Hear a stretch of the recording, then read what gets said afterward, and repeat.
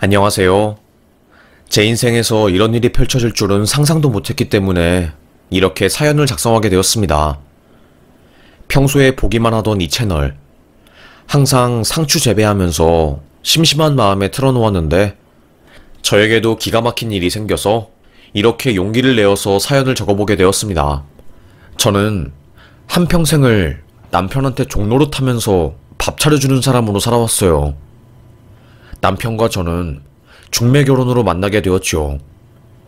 저랑 남편이 처음 만날 때는 남편이 건설업자로 잘 나가고 있었고 저도 번듯한 직업을 가진 공무원 부모님 밑에서 태어나 뭐 부러울 것 없이 당당하게 살아온 사람이었거든요. 문제는 결혼을 하고 나서 벌어진 거였죠. 세상 자상하고 따뜻한 줄 알았던 남편의 모습은 전부 연기였습니다. 저라는 여자를 잡기 위해서 연애를 하는 동안 척을 한 거였어요. 와, 정말로 소름이 돋더라고요. 당신은 원래 이렇게 폭력적이고 술 마시고 맨날 욕하는 사람이었어? 연애할 때는 욕 한 번 안 하고 술도 못 한다고 하더니 다 내숭이야? 원래 남자들 다 그런 거 아니야? 여자 꼬시려면 뭔들 못하겠어 남자들이. 나도 그런 거지 뭐. 그래서 문제 있어? 남편의 태도는 무척이나 뻔뻔했습니다. 저는 뭐라고 말을 해야 할까요? 네, 사기를 당한 기분이었습니다. 에휴, 그래. 이것도 내 운명이면 운명인 거지. 운명을 부정해봤자 뭘 어떻게 하겠어. 그냥 받아들여야지. 체념을 하고 살았어요. 남편은 가부장 그 자체였습니다. 아무래도 건설업 쪽에서 종사를 하고 있으니까 마초적인 사람이었어요. 그래서 한 번 화를 내면 호랭이처럼 불같이 화를 내는 그런 사람이었죠. 하지만 그만큼 술도 많이 마시고 남들한테 함부로 대하는 적도 많고 남편을 모시는 꼬봉이라고 불리는 사람들에게 못된 짓도 많이 했죠. 자기야, 그런 식으로 주변 사람들한테 대하면 당신 주변에 남는 사람은 거의 없을 거야. 정말로. 안 그래? 어디서 지금 참견질이야. 바깥 일은 내가 알아서 하니까 제발 참견하지 마. 재수없어. 남편은 저의 말을 듣지도 않았습니다. 역시나 남편의 사업은 휘청였어요. 그래서 결국 건설 사업을 접고 뭐 다른 쪽 일을 하는 듯 했어요. 저에게는 정확히 어떤 일을 하는지 말을 해주지 않았고요. 힘들었어요. 하지만 이혼할 수 없었으니 그냥 속병이 든 채로 살았지요. 그렇게 하루하루 살다가 저희 어머님께서 입원하는 일이 생긴 겁니다. 저희 어머님이 어릴 때 열병을 심하게 앓아서 실어증에 걸리셨거든요. 귀도 한쪽이 아예 안 들리는 상황이었고요. 장애인이었습니다. 어머님께서는 시장에 나무를 파는 일을 하셨어요. 그날도 두릅을 따서 힘겹게 그걸 머리에 이고 2시간이 걸리는 버스길을 갔다가 변을 당하신 거였죠. 버스에서 내리다가 발을 크게 헛디뎠고 그것 때문에 허리에 금이 가게 된 거였어요. 거의 5개월 이상을 입원하셨고 퇴원을 하시긴 했지만 그럼에도 걱정이 되는 상황이었어요. 남편이 그때 저에게 그러더라고요. 당신, 우리 엄마 아프니까 좀 우리가 모셔야 할 것 같은데? 저는 순간 심장이 쿵 했습니다. 사실 아무리 어머님이 좋은 분이라고 해도 모시고 사는 일은 다른 문제잖아요. 불편하기도 하고 사실 아픈 걸로 따지면 우리 엄마가 더 아프거든요. 우리 엄마는 10년 전에 당한 교통사고 때문에 다리 한쪽이 아예 짧으셔서 거동도 힘들었어요. 그래서 주변에 꼭 사람이 필요한데 저는 괜히 남편이 우리 엄마를 불편해할까봐 일부러 모시고 살자는 말은 안 했거든요. 그런데 남편이 저보고 엄마를 모시라고 하니까 할 말이 없더라고요. 사실 거절하기도 좀 그렇잖아요. 그래서 그래도 어머님 모시는 거는 조금 생각해봐야 하지 않을까? 한번 모시면 어머님 중간에 본가 돌아가시는 것도 힘드실 테고. 아니, 당신은 시모가 아프다는데 그걸 망설여? 참, 당신이 이런 사람이었어?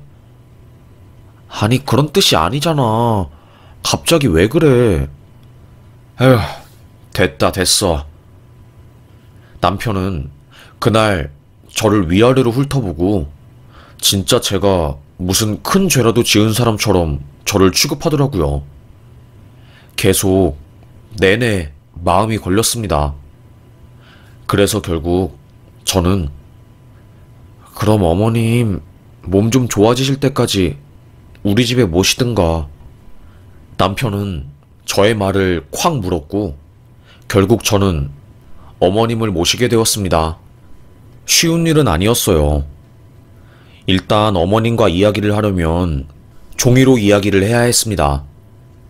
어머님은 말을 하는 것보다 종이에 본인의 의견을 적어서 표현하는 것을 훨씬 더 편해하셨으니까요. 그리고 거동도 힘들어서 제가 똥오줌 다 치워야 하는 일도 많았어요. 웃긴 건 남편이 자기 엄마인데도 자기는 손 하나 까딱 안 하더라고요.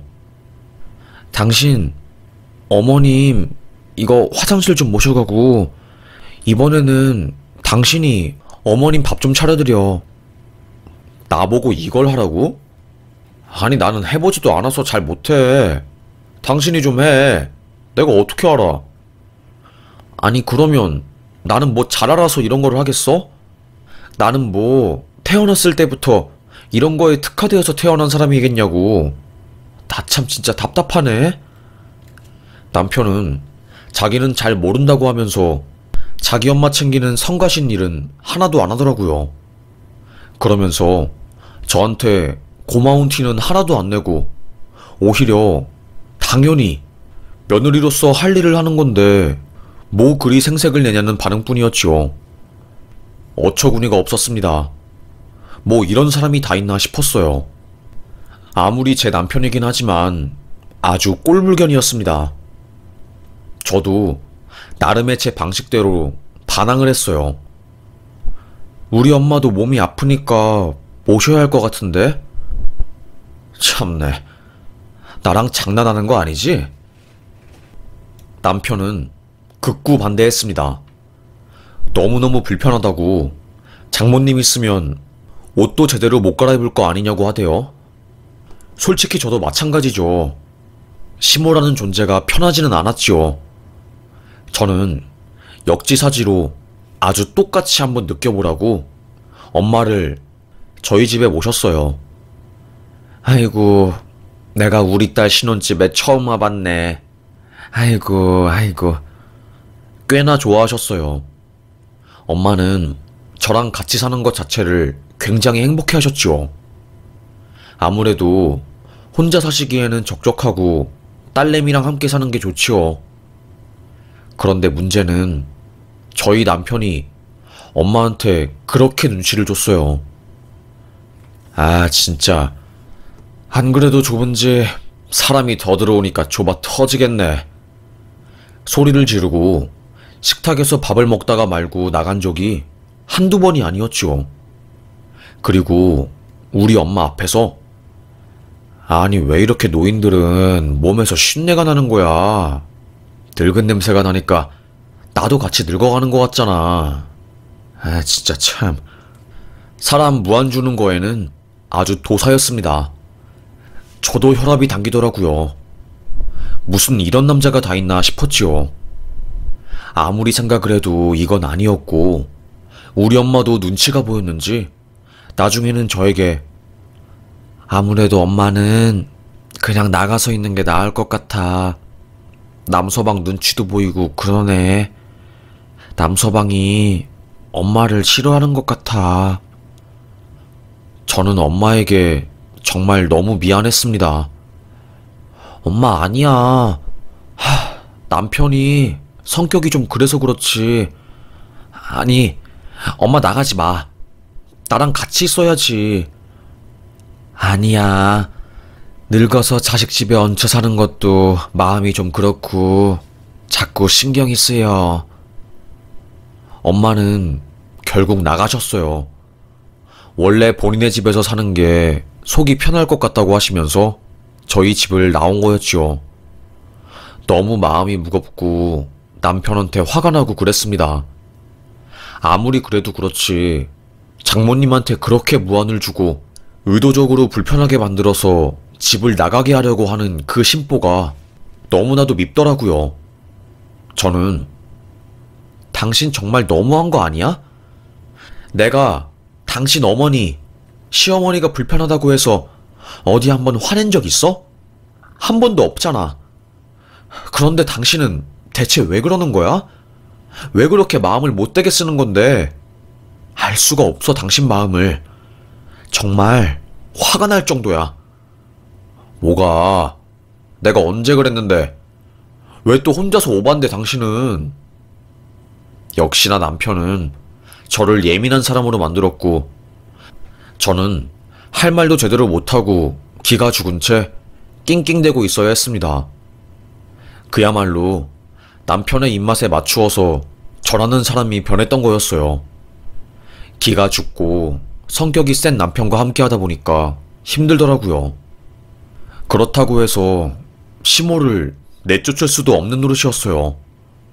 귀도 안 들리고 말도 제대로 못하는 시어머님이 무슨 죄가 있다고 제가 시모에게 화풀이를 하겠어요. 그저 묵묵하게 시어머님을 모시고 사는 수밖에 없었지요. 딸이 되어서 친정엄마를 잘 돌보지도 못하면서 시모를 챙기는 저의 처지가 참으로 씁쓸했습니다. 그리고 죄책감도 상당히 많이 들었어요. 마음도 무거웠고요. 그렇게 지나간 세월이 10년이 넘었습니다. 어머님이 그래도 저희 집에 오실 때는 검은 머리카락이 좀 있었는데 세월이 지나니 검은 머리는 찾아볼 수 없을 정도로 새하얀 머리가 되어 있었어요. 어머님, 참 늙음하게 어머님과 함께 늙어가는 이 세월이 땅거미가 지는 것처럼 기분이 이상하네요. 어머님은 수어로 저에게 미안하다, 고맙다 라고 말을 할 뿐이었어요. 그러다가 제가 알게 된 것이었죠. 남편의 바람을요. 그냥 바람도 아니고 제가 소개해준 건설업자 인테리어 디자이너 동생과 바람났더라고요. 우연히 듣게 된 친구의 전화통화. 아니, 너 어쩌자고 그래?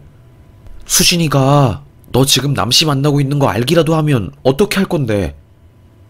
저는 놀라서 그 친구에게 말했습니다. 아니, 그게 무슨 소리야? 내 남편이랑 연수랑 만난다고? 어머, 아니 언제 온 거야? 4시까지 온다고 하지 않았어? 저는 친구와 4시에 만나기로 했지만 일찍 도착해서 3시 30분에 커피숍에 갔고, 그때 친구는 제가 온지도 모르고 연수랑 통화를 하다가 저에게 딱 걸린 거였어요. 가만히 통화 내용을 들어보니 이혼한 연수에게 제가 일거리를 주기 위해서 제 남편이 운영하는 작은 건설업에서 디자이너로 일을 하게 했더니 결국 둘이서 바람이 났더라고요. 남씨는 제 남편의 성이었고요. 순간 손이 덜덜 떨리더라고요. 너 도대체 언제부터 이거 알고 있었어? 아니, 나도 알게 된 지 얼마 안 돼서 연수 말리고 있었지. 솔직히 네 남편이 정상은 아니잖아. 네가 지금 시모 모시고 산 세월이 얼만데 고마워하지는 못할 망정 네 친구랑 바람 피우고, 이건 아니다 싶어서 내가 지금 전화로 한마디 하고 있었던 거지. 너무나도 큰 배신감이 느껴졌습니다.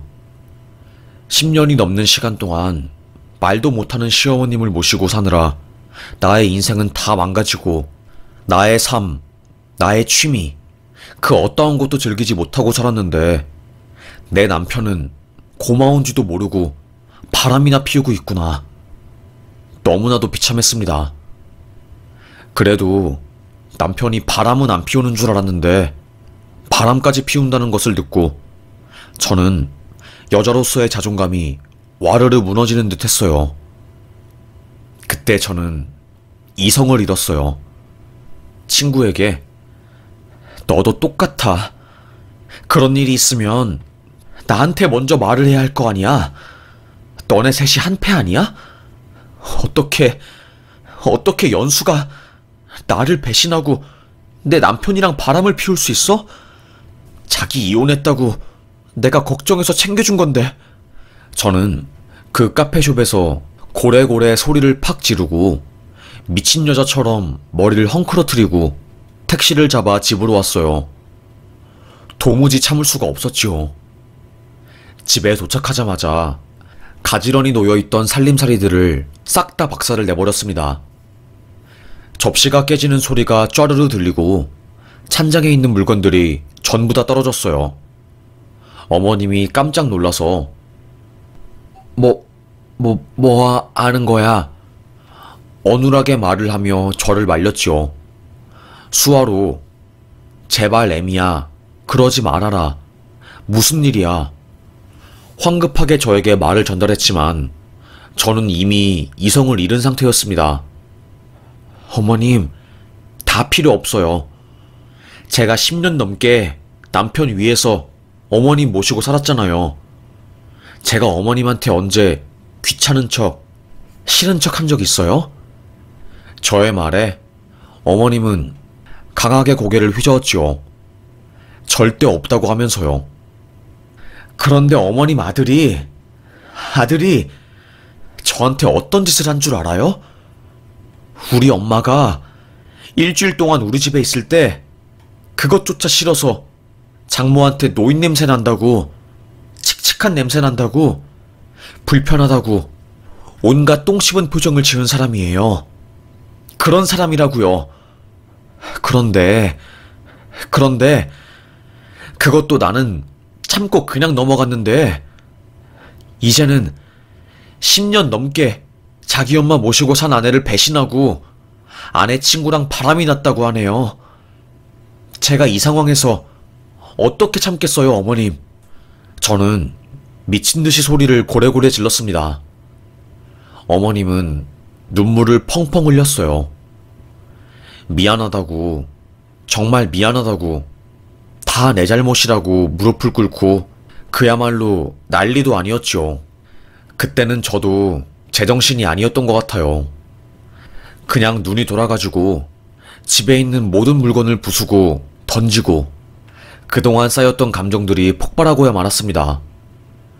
그때 퇴근한 남편이 집에 들어왔고, 아니 여보, 지금 집안꼴이 이게 뭐야? 소리를 지르더라고요. 저는 가만히 있지 않았습니다. 뭐가 뭐야? 당신이 이렇게 만든 거잖아. 당신 때문에 내가 이런 거잖아. 내가 모를 것 같아? 내 친구, 당신한테 소개해준 내 친구랑 당신이랑 바람난 거를 내가 모를 줄 알았냐고. 어떻게 나한테 이렇게 대할 수 있어? 당신 정말로 미친 거야? 남편은 되려 저에게 소리를 지르더라고요. 불륜질한 것에 대한 어떠한 죄책감도 없어 보였습니다. 절망했어요. 나를 여자로, 인간으로서 대한 게 아니라 그냥 지네 엄마 모실 하녀로 딱 그 정도만 취급한 거구나 라는 생각이 확실하게 들었고, 저는 그때 마음먹었어요. 이 사람이랑 이혼할 거라고요. 어머님은 남편의 뺨을 짝 소리가 날 정도로 세게 쳤고 분노의 눈빛을 한 채 째려본 뒤 저에게 무릎을 꿇고 미안하다고 했어요. 남편은 엄마가 왜 무릎을 꿇어? 하면서 어머님을 일으켜 세우려고 했지만 어머님은 남편의 손을 뿌리쳤고 그렇게 저희 관계는 파탄이 나고야 말았습니다. 변호사님, 이 정도 사유면 이혼이 되는 거죠? 네, 충분히 됩니다. 저는 변호사를 선임하고 이혼 소장을 냈고 그 남자랑 이혼했어요. 참 힘들었죠. 그런데 더 웃긴 건 그 남자, 저랑 함께 살 때는 그렇게 효자였던 그 남자가 저랑 이혼하자마자 바로 자기 어머니를 요양병원에 집어넣었더라고요. 저랑 함께 살 때는 요양병원에 부모 보내는 자식들은 폐륜이다 뭐다 하면서 그렇게 욕을 하더니 너무나도 어이가 없었습니다. 저를 통해서 제대로 대리효도를 한 것이었죠. 기가 막히고 코가 막혀서 열불이 터질 지경이었어요. 그동안 난 뭘 한 것인지. 에휴, 한숨이 절로 나왔죠. 이혼하고 살 길이 막막해진 저는 계단 청소부터 시작해서 별의별 일을 다 했어요. 나이 50이 되어가지고 알바하는데 손이 느리니까 20살 애한테 욕도 얻어먹어봤고, 쓰레기 처리하는 일하다가 사람들한테 천민이라고 손가락질도 당해봤죠.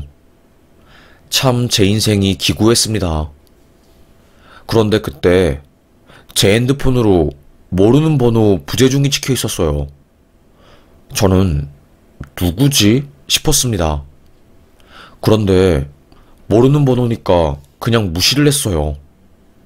근데 또다시 그 모르는 번호가 3일 연속으로 찍혀 있었어요.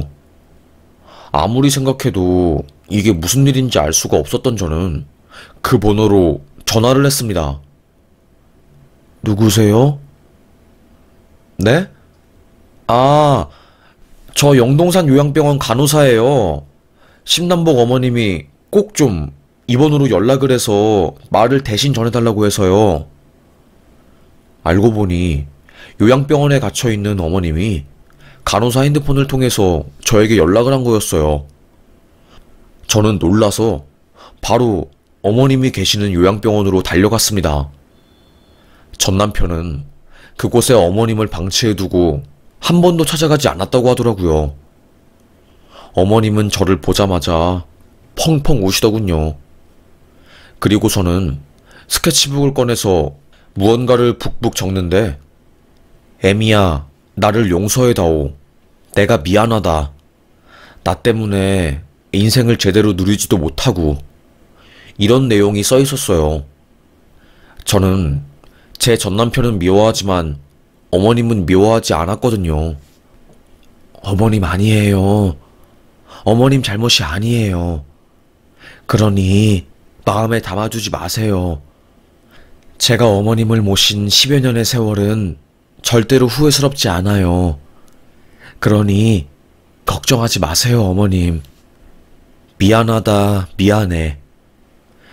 저는 자꾸 어머님이 저에게 미안하다고 이야기를 하면서 눈물을 흘리는 참뜻을 몰랐어요. 그렇게 저는 그날 어머님에게 사과를 받고 마음이 조금 무거운 상태로 집에 들어가게 되었습니다. 그리고 3주 후 듣게 된 어머님의 부고 소식. 네? 어머님이 돌아가셨다고요? 네. 사실 어머님께서 암투병으로 인해서 몸이 굉장히 안 좋아서 저희 요양원에 이제 오시게 된 거예요. 그 사실을 며느님에게는 절대로 전하지 말라고 해서 저희 의료진들도 아무 말 안 하고 그냥 입을 가만히 닫고 있었고요. 어머님께서 며느님에 대한 애착이 굉장히 강했나 봐요. 저는 마음이 너무나도 아팠습니다. 그리고서는 간호사님이 저에게 전해준 어머님의 이야기가 담긴 일기장을 건네받았어요. 어머님께서 꼭 며느님에게 직접 전해달라고 절대로 아드님 손에 안 들어가게 저에게 특별히 부탁을 하셔서 제가 간호일하면서 바쁘지만 이거를 따로 간직하고 있었거든요. 저는 그 일기장을 펼쳐보았고, 그 일기장은 그동안 제가 어머님을 모신 세월의 시간을 기록한 거였어요. 온통 저에게 우리 며느리가 참 고맙다. 내가 못난 아들을 낳아서 우리 며느리가 전부 다 고생을 하는 것 같다. 내가 소원이 있다면 한 번이라도 말이 트여서 우리 며느리에게 온전하게 사랑한다고 말하는 것이다. 그리고 이 빚진 마음을 기필코 갚고 죽을 것이다. 이런 심경이 담긴 글들이 빼곡했습니다. 그때 눈물이 나더군요. 어머님이 죽음으로 얼마 안 남기고 있어서 그렇게 내 앞에서 미안하다고 말씀하시고 눈물을 흘리신 거구나. 저도 괜히 마음이 아팠습니다. 어머님께 못할 짓을 한 것 같고 괜히 조금만 더 참을 걸. 이럴 줄 알았으면 어머님 돌아가시고 나서 이혼할 걸. 이런 생각이 들더라고요. 그런데 그때 일기장 사이에서 툭 떨어진 흰 색깔 봉투와 서류. 이게 뭐지? 싶었습니다. 그리고 그걸 연 순간 깜짝 놀랐어요. 알고 보니 어머님이 돌아가시기 전에 작지만 본인 앞에 있는 재산들을 저에게 넘기겠다는 서약을 쓴 공증받은 문서였어요. 어머님의 장례가 시작되고 사망신고가 접수되자 어머님의 유언 공증을 받은 변호사 로펌에서 사람이 나와 저를 찾아왔고 상속에 관해서 말한 거였죠. 저는 정말로 너무너무 놀랐습니다. 심장이 쿵 떨어질 것만 같았어요. 어떻게 이런 일이... 큰 돈은 아니었지만 그래도 어머님이 저를 생각하는 마음이 상상 이상으로 컸구나 라는 것을 알 수 있었죠. 그래도 어머님이 물려주신 이 작은 집과 여분의 돈 덕분에 내가 이혼하고 나서 조금 마음의 여유가 생겼어. 그래서 친정어머니 모시고 지금 이렇게 살 수 있는 거잖아. 이혼 후에 마땅한 경제적으로 돈 들어올 구멍이 없어서 숨막힐 것 같은 하루하루를 살았던 저에게 어머님의 그 유산은 큰 도움이 되었어요. 나중에 전 남편이 이 사실을 알고 버럭버럭 화를 냈지만 저는 당신 지금 이렇게 사람들 앞에서 욕하는 거 모욕죄인 거 알지? 지금 내 욕한 거 이거 여기 길거리에 있는 사람들이 다 들었거든? 남편은 제가 이런 말을 하니까 아무 말도 못하더라고요. 저는 괘씸해서 전 남편을 모욕죄로 고소하고 벌금 500만 원 나오게 만들었어요. 하여튼 그렇게 저는 어머님에게 작은 집과 돈을 받아 살게 되었습니다.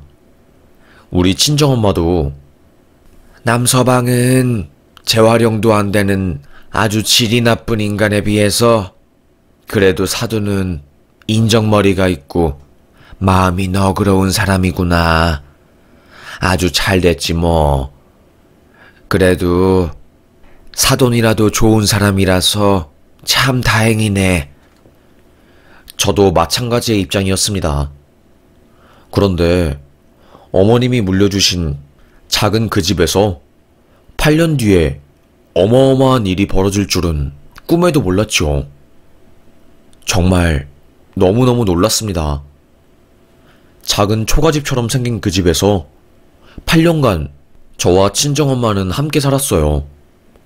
친정엄마가 암에 걸리시고 들어가는 돈이 어마어마하게 많이 들어가고 게다가 보험도 안 되어서 대부분의 약을 비보험으로 돈을 어마어마하게 지불해야 하는 상황이어서 저는 결국 어머님이 물려주신 집을 팔려고 한 것이었죠.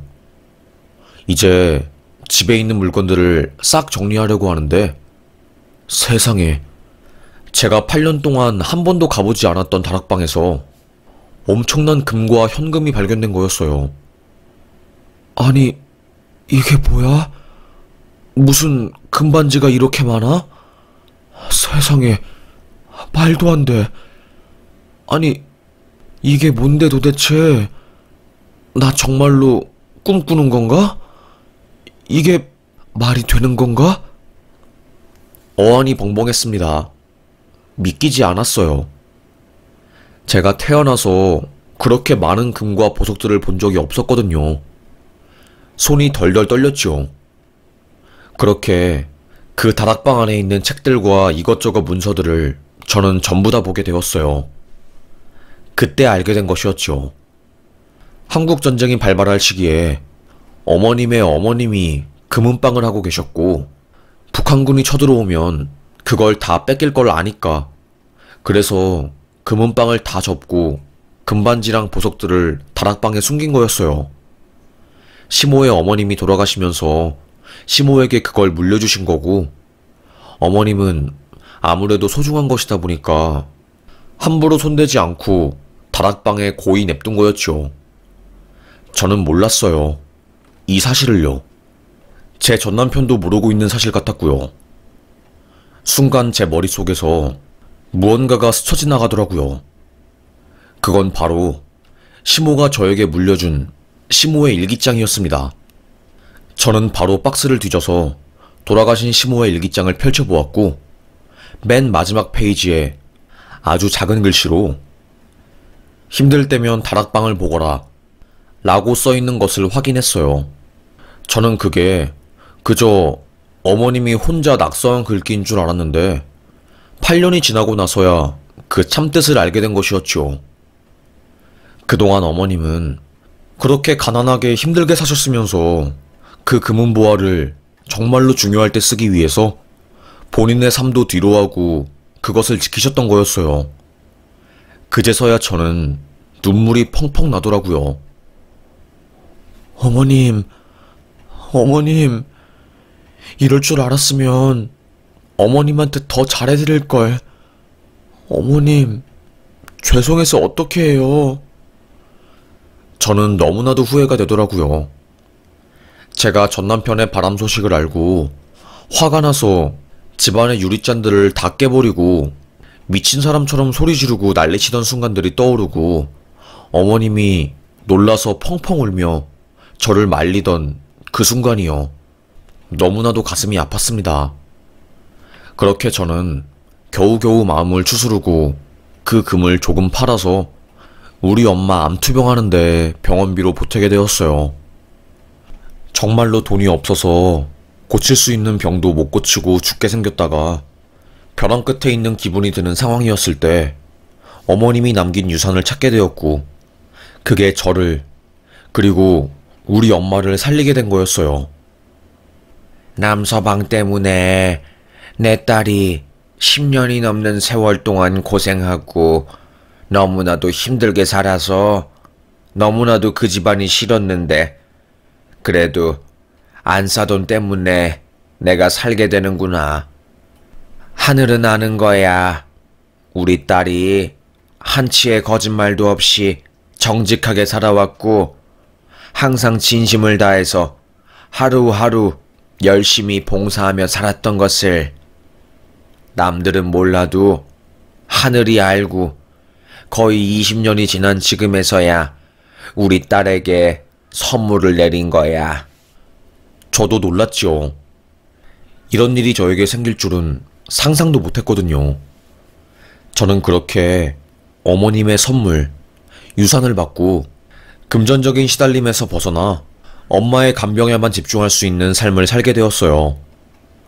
참 그것조차 감사하고 너무나도 행복하더라고요. 반면에 전남편의 삶을 들어보니 가관이었습니다. 연수, 전남편의 불륜녀와 제 전남편과 모두 아는 사이인 친구는 저에게 그러더라고요. 정말로 나쁜 짓 하면 하늘이 알고 벌을 내리는 것 같아. 네 전남편 교통사고 당해서 다리 한쪽이 짧아져서 지금 일도 못하고 있다고 하더라. 그리고 연수 걔는 정신병 걸렸대. 공황장애인가? 그거랑 우울증이 함께 와서 극단적 선택도 막 하려고 하고, 하여튼 장난 아니었나 봐. 하긴 맨정신으로 자기 친구 남편이랑 바람 피우진 못하지. 너도 참 끝까지 잘 버티고 살기 참 잘했다. 네가 결국엔 이긴 거야. 불륜 남녀의 최후를 봐. 한 놈은 불구되기 직전이고 한 여자는 정신적으로 피폐해져서 거의 꼴이 뭐 사람 꼴이 아니잖아. 안 그래?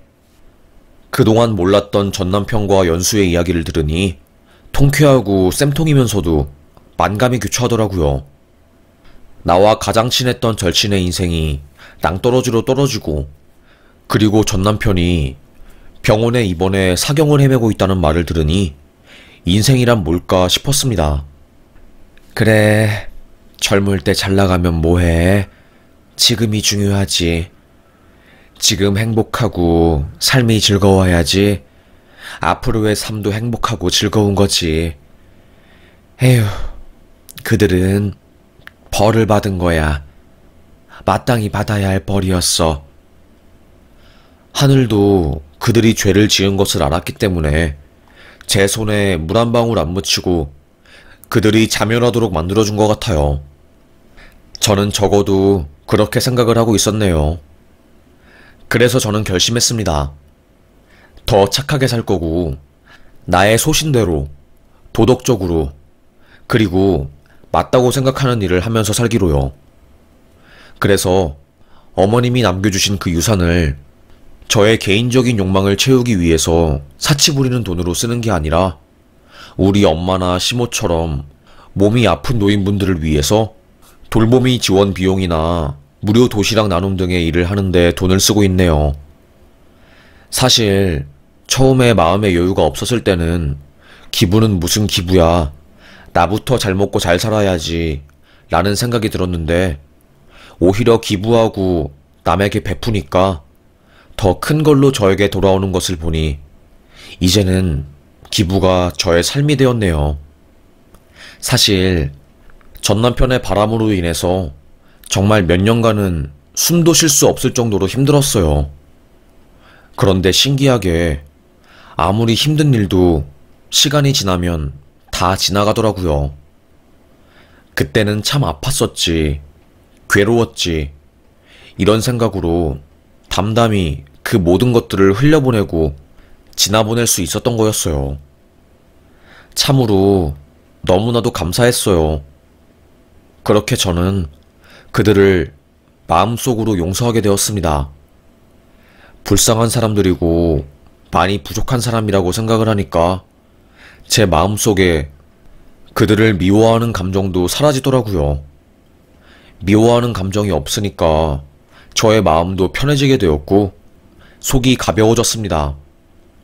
전에는 속에 뭐가 얹힌 것처럼 꽉 막힌 듯한 기분이 들었거든요. 왜 용서가 최고의 복수라고 하는지 이제야 알 것 같아요. 하여튼 그렇게 저는 저를 배신하고 불륜난 친구와 남편을 용서하고 지금은 편안한 마음으로 살고 있습니다. 여러분 중에서도 너무나 큰 배신감으로 힘드신 분들이 있을 거라고 생각을 해요.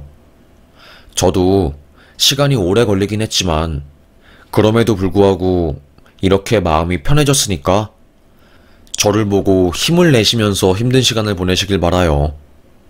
제가 미약하지만 함께 할 수 있었으면 좋겠어요.